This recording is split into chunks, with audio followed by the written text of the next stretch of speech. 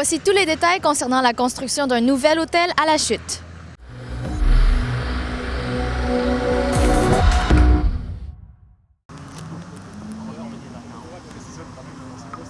Après plus de 3 ans de discussions et de préparation, la construction du nouvel hôtel à la Chute a débuté le 20 avril dernier.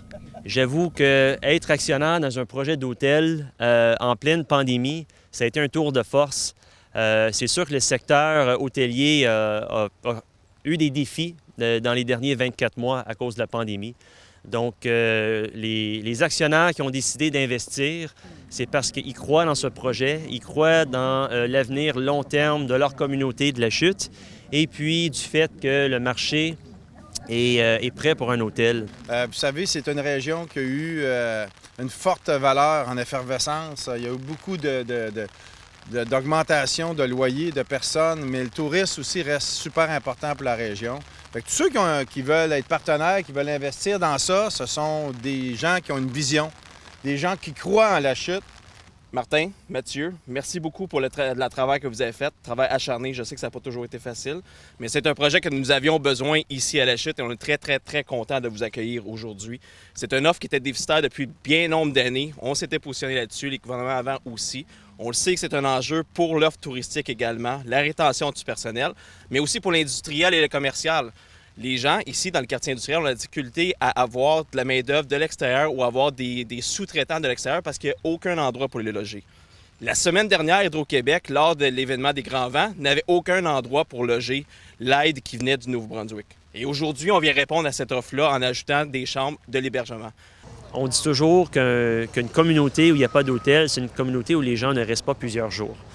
Donc, pour nous, tout ce qui existe déjà va être bonifié davantage. Donc, tous les tournois de hockey, évidemment, c'est un incontournable dans plusieurs communautés, mais les tournois de soccer, les mariages, les festivals, tout ça, c'est des gens qui, souvent, viennent ici, puis ensuite sont obligés de rester à l'extérieur de la région. Le député racontait que lui, quand il est de passage dans la région pour des événements tard, des fois, il doit dire aux gens qui veulent rester à la Chute d'aller rester à Hawkesbury ou à Montebello. Donc, nous, on estime que c'est un marché là, qui va rouler à au moins 70 % de taux d'occupation annuel. Donc, au niveau de création d'emplois, ça va créer à peu près 25 emplois. Ça va embaucher des gens aussi qui vont être des fournisseurs d'hôtels. On sait qu'il y a plusieurs projets aussi qui s'en viennent qui vont faire en sorte que l'hôtel va être plein, tels que la construction de l'autoroute 50, le nouveau poste d'hydro, la construction du barrage. Donc, il y a plusieurs grands projets d'envergure qui vont faire en sorte que l'hôtel va connaître un certain succès. L'édifice comptera 72 chambres et suivra une construction modulaire. Bien, la construction modulaire, essentiellement, ce que c'est qu'il faut imaginer que les chambres d'hôtel sont construites en usine. Donc, c'est quasiment, il faut imaginer un bloc de Lego qui, on regarde maintenant ce matin, il y a une dalle de béton. Et puis, bien, avec la construction modulaire, à cause que les chambres se font construire en usine, on peut penser que ça ne bouge pas trop, mais l'hôtel est en train d'être construit en usine.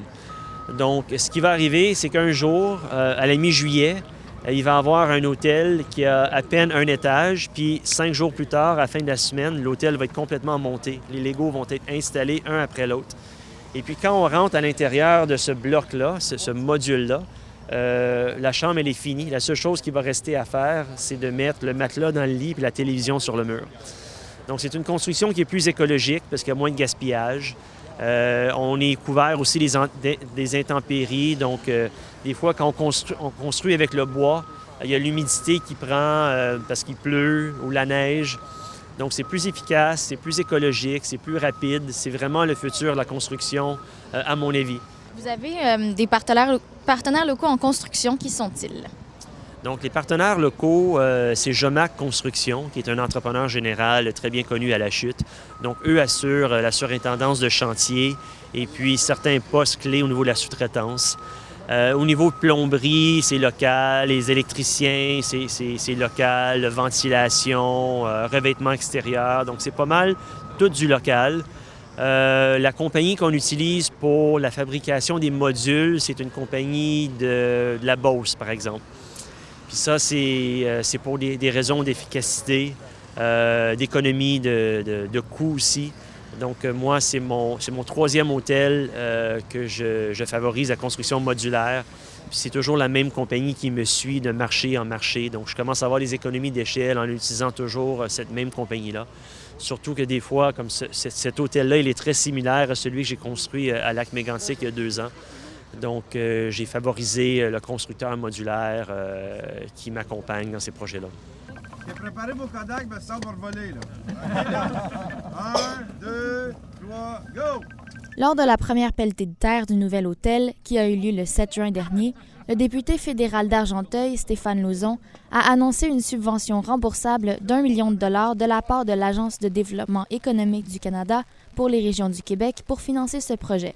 La Ville de La Chute offrira également pour ce projet un congé de taxes foncières dont le taux augmentera graduellement sur une période de 5 ans. Parce que la recette pour nos projets d'hôtel, nous, c'est qu'il faut que l'actionnariat majoritaire soit des investisseurs locaux. Parce que les investisseurs locaux deviennent les ambassadeurs de l'hôtel. C'est eux qui font en sorte que l'hôtel est rempli parce que les amis, la famille, sont tous des entrepreneurs aussi, donc leurs entreprises utilisent l'hôtel. Donc, ça devient que tout le monde met les efforts à ce que l'hôtel connaisse un succès. Combien coûtera ce projet au total et est-ce que les coûts ont augmenté depuis le début du projet? Donc, oui, ça a augmenté, mais on avait des contingences, donc on vient à bout de s'en sortir sans trop de malheur. Mais c'est un projet quand même qui est à peu près 25 % plus cher que le même hôtel que j'ai construit à Lac-Mégantic il y a 2 ans. Donc, il va se chiffrer à autour de 11,5 millions, tout inclus, là, le terrain, les aménagements, l'ameublement, tout ça, le clé en main. En plus de la construction de l'hôtel, le terrain sera réaménagé pour accueillir d'autres commerces et édifices résidentiels, comme l'explique Martin Gay. Je vais vous expliquer un peu qu'est-ce qui va s'en venir, parce que là, vous voyez qu'on est en train de faire la rue Paul. Fait que, il y a la rue qui est pratiquement terminée.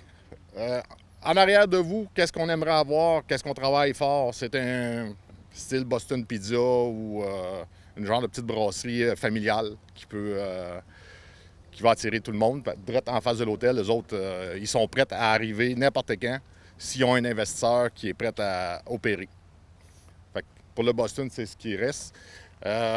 Plus à l'arrière, il y a des bâtiments résidentiels qui s'en viennent, 5-6 étages. Un petit peu plus au sud, il y a une clinique vétérinaire. Merci, Martin. Une clinique vétérinaire qui s'en vient là. En arrière, dans le fond, où on voit les arbres qui sont un petit peu plus grands, il y a une garderie qui s'en va là. Puis juste entre les arbres et qu'est-ce qui est là, c'est tout du commercial résidentiel. Fait qu'il peut y avoir du commercial au premier plancher puis du résidentiel plus haut. Au sujet de l'hôtel, le chantier a commencé il y a environ 1 mois, donc au mois d'avril. Et puis, on anticipe que l'hôtel va ouvrir environ 8 mois plus tard, 8-9 mois plus tard, qui est à Noël. Ça se peut qu'il y ait des débordements, là, c'est déjà arrivé. Puis là, bien, avec la pandémie, il y a certains délais qu'on ne contrôle pas. Tu sais, des fois, on commande des trucs, puis on se fait dire par les fournisseurs qu'il y a des délais, puis il n'y a rien qu'on peut faire. Donc, on doit se prêter au jeu, on doit prendre notre mal en patience comme tout le monde et puis de naviguer à travers la pandémie. Mais si tout va bien, on pourrait être ouvert pour Noël ou peut-être début janvier.